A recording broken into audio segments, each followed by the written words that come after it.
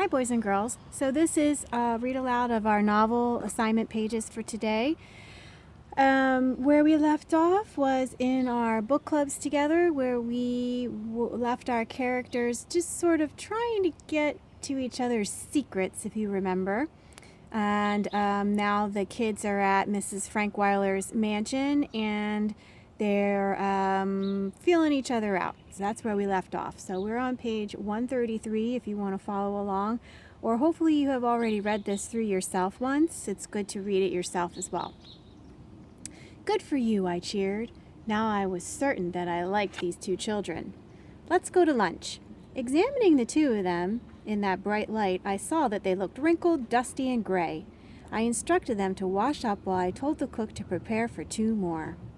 Parks led Jamie to one bathroom. My maid, Hortense, led Claudia to another. Apparently, Claudia had never enjoyed washing up so much. She took forever doing it. She spent a great deal of time looking into all the mirrors, examining her eyes very carefully. She decided that she, too, was beautiful, but mostly her thoughts were about the beautiful black marble bathtub in that bathroom. Even in this very elegant house of mine, that bathroom is especially grand. All the walls are black marble except for one that is mirrored entirely. The faucets are gold, and the spigot is shaped like a dragon's head. The tub looks like a black marble swimming pool sunken into the floor. There are 2 steps down to the bottom. There was nothing she wanted more than to take a bath in that tub. She examined her eyes a little longer and then spoke to her image in the mirror. You'll never have a better chance, Lady Claudia. Go ahead, do it. So she did. She opened the taps and began undressing as the tub was filling up. Meanwhile, Jamie had done his customary job of washing up. That is, he had washed the palms, but not the backs of his hands, his mouth, but not the eyes of his face.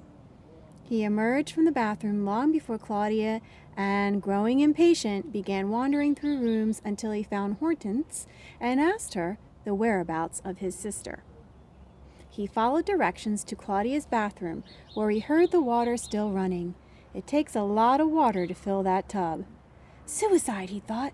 She's going to drown herself because we're caught. He tried the door. It was locked. Claudia, he yelled, is anything the matter? No, she answered. I'll be right there. What's taking you so long? I'm taking a bath, she called. Oh, baloney, Jamie answered. He walked away to find me. I was waiting in the dining room. I'm accustomed to eating on time, and I was hungry. That nutty sister of mine is taking a bath. Don't mind her. She even takes baths when she comes in from swimming. She even made us take baths while we were hiding in the Metropolitan Museum. I think we should start without her. I smiled. I think, James, that you already have. I rang for Parks, and he appeared with the salad and began serving. How did Claudia manage to take a bath in the museum? I asked casually. In the fountain. It was cold, but I didn't mind when we found... Uh-oh. Uh-oh. I did it. I did it. He rested his elbows on the table and his chin in his hand. He slowly shook his head. Sometimes I stink at keeping secrets. Don't tell Claudia, I told, please. I'm curious to know how you managed. I was curious, and you know that I can be absolutely charming when I want information. Let Claude tell you all that. She did the planning. I managed the money. She's big on ideas, but she's also big on spending money. I managed fine until today. Now we're broke. Not 1 cent left to get back to Greenwich. You can walk or hitchhike. Try telling that to Claude. Or you can turn yourselves in. The police will take you back, or your parents will come get you. Maybe that will appeal to Claudia, but I doubt it, even though she sure doesn't approve of making herself walk. Perhaps we can work out a deal. You give me some details, and I'll give you a ride back. Jamie shook his head. You'll have to work that out with Claude. The only kind of deal I can make concerns money, and we don't have any more of that. You are poor indeed, and that's the only kind of deal you can make. Jamie brightened. Would you like a game of cards? Which game? I asked. War. I assume you cheat. Yeah, he sighed. I may decide to play after lunch anyway. Can we start eating now? Jamie asked. You don't worry about manners too much, do you? Oh, he replied. I don't worry about them too much when I'm this hungry. You're honest about some things. Jamie shrugged his shoulders. You might say that I'm honest about everything except cards. For some reason, I'm helpless about cheating at cards. Let's eat, I said. I was anxious, for I do enjoy a good game of cards, and Jamie promised to provide just that. Claudia appeared as we were finishing our soup. I saw that she was annoyed that we had not waited for her. She was all bound up and concerned for good manners, and she wanted very much to let us know that she was annoyed and why. She acted cool. I pretended I didn't notice. Jamie didn't pretend. He simply did not notice. I'll skip the soup, Claudia announced. It's good, Jamie said. Sure you don't want to try it? No, thank you, Claudia said, still cool. I summoned Parks. He appeared bearing a silver casserole. What's that? Jamie asked. Noël au fromage en casserole, Parks answered. Claudia showed interest. I'll have some, please. Sounds like something special. Parks served. Claudia looked down at her plate and looked up at me and moaned. Why, it's nothing but macaroni and cheese. You see, I laughed, under the fancy trappings, I'm just a plain lady. Claudia laughed then. We all did, and we began enjoying our lunch. I asked Claudia what she would like to do while Jamie and I played cards. She said she would like to just watch us and think. Think about what? About how we're going to get back home? Call up your family, I suggested. They'll come for you. Oh, it's so hard to explain over the phone. It will cause so much commotion. I was astonished. You still don't think you've caused any commotion so far? I haven't really thought about it very hard. I've been so busy worrying about Michelangelo and avoiding getting caught. If only you'd tell me if the statue was done by Michelangelo, then I would feel that I could go home again. Why would that make a difference? I asked. It would, because you found that running away from home didn't make a real difference? You were still the same Greenwich Claudia? Planning and washing and keeping things in order?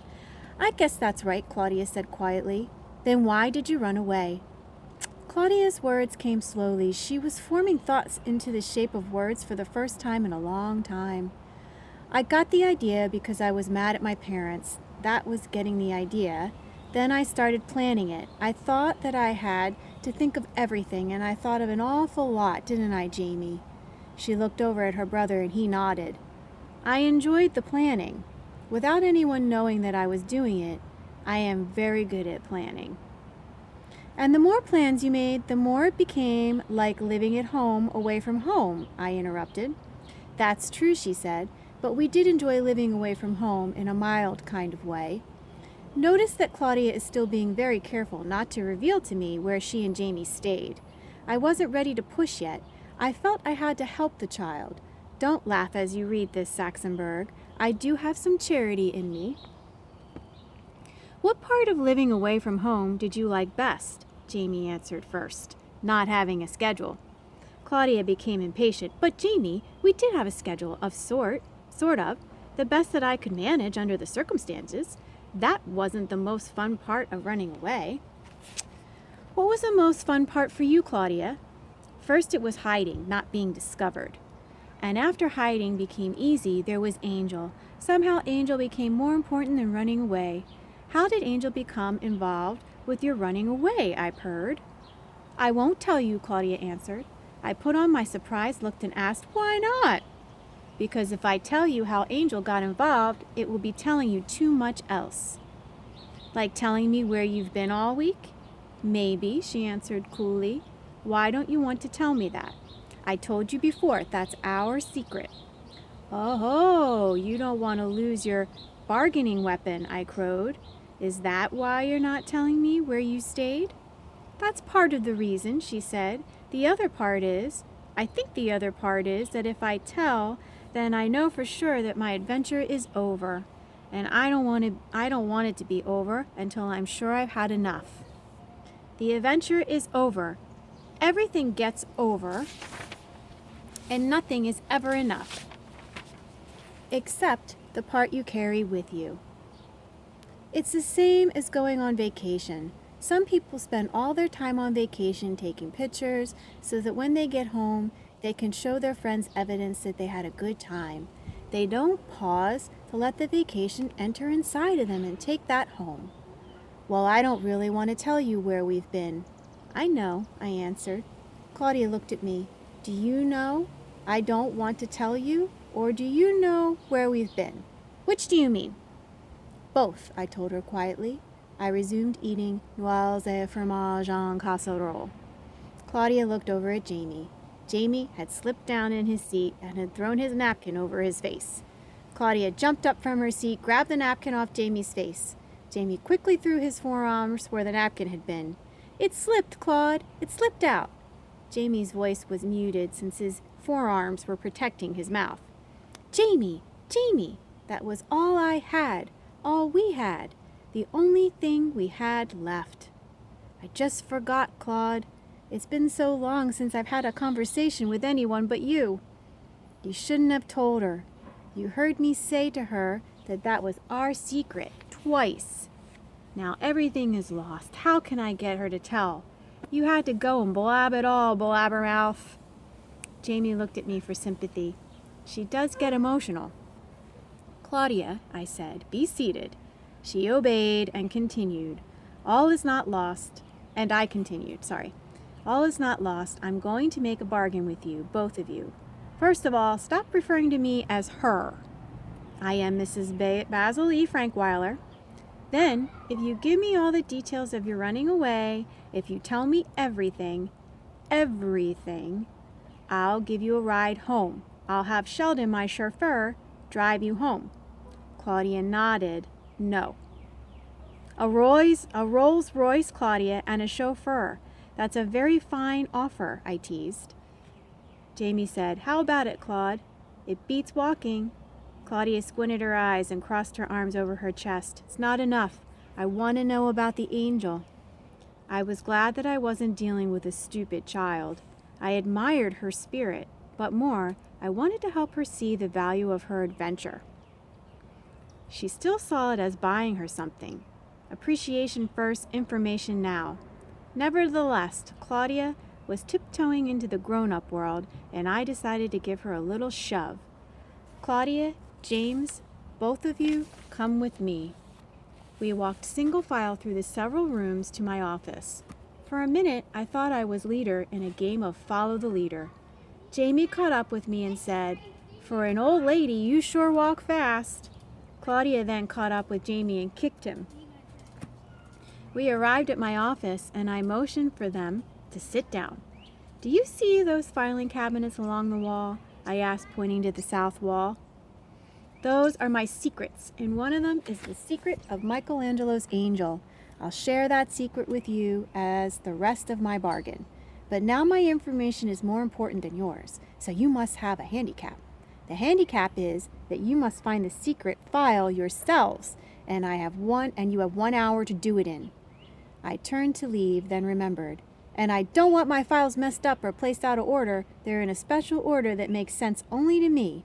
If you move things around, I won't be able to find anything, and our whole agreement will be off. Jamie spoke. You sure know how to nervous a guy. I laughed and left the room. I tiptoed into the large closet I have next to my office. From there, I watched and listened to all they did. Jamie got up immediately and began opening file drawers. Claudia shouted, "Stop!" And he did. So we stopped there at this picture. All right, I'm going to stop the video because it's long enough. And you're going to do an activity on, what are we doing today? The problem of the story and what could be a solution. So I'll explain that separately. Okay, see you in a bit.